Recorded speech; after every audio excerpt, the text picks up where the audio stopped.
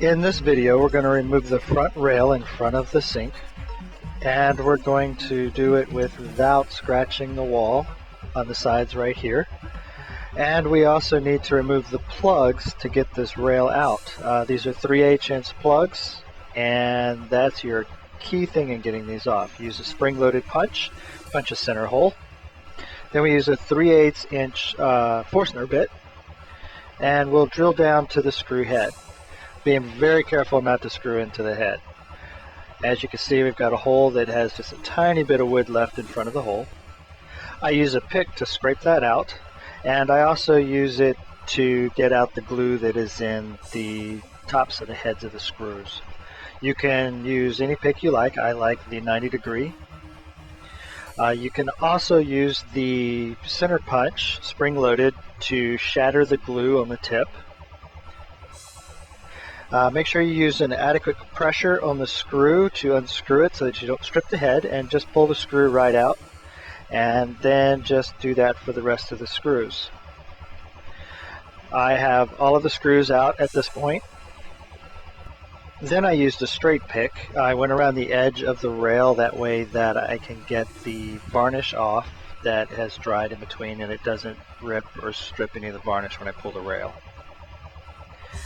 Same thing on the front of the rail. Because this is such a tight fit in here, I tape off the walls to help eliminate scratching the wall as I pull the rail off. This does help a little. It will also pull the tape off when you pull the rail. You'll need a rubber mallet to start tapping the rail off. Just start at one end, work your way up the rail, and you'll see it start to separate from the counter.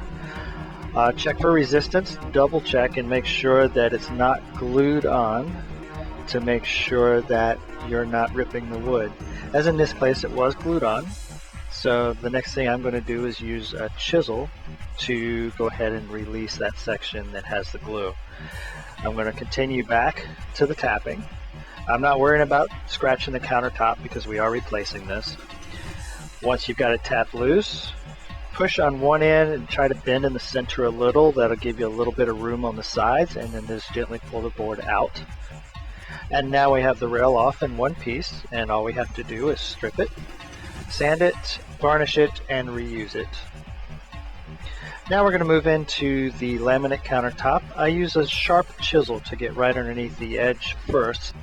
Now I can get the tip of the scraper underneath the laminate a little easier. I use a heat gun, and then I push the scraper underneath where I had made the little bit of room with the chisel.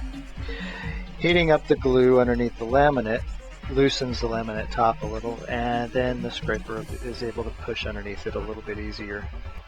Go as far as you can like this, but the next thing you're going to do is have someone else hold the heat gun for you. It makes it much easier. It also gives you the opportunity to use a stick to hold up the edges as you get further back where it's really hard to reach. And I use like a 3/4 inch dowel right here, and it makes it much easier. Continue on until the laminate is free, making sure that it stays intact. In a boat, you really want to make sure that you can use this as a template for your next top, due to all the inconsistent angles.